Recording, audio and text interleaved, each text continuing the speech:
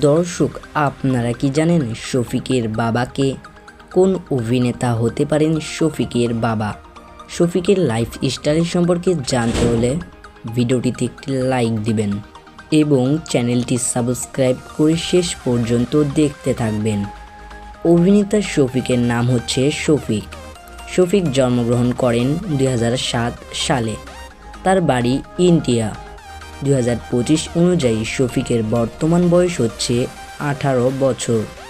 পেশাগতভাবে শফিক একজন অভিনেতা। শফিক 5 ফুট 6 ইঞ্চি।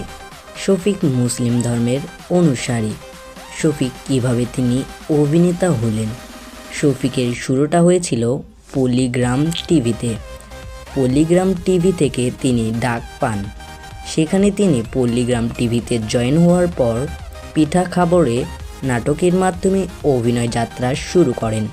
এরপর তাকে আর পিছনে ফিরে তাকাতে হয়নি। এরপরে তিনি অনেক সিঙ্গেল ভিডিও করে দর্শকের কাছে জনপ্রিয়তা অর্জন করেছেন। শফিকের অভিনীত বেস্ট নাটকের মধ্যে অন্যতম নাটক হচ্ছে শফিকের চালাকি।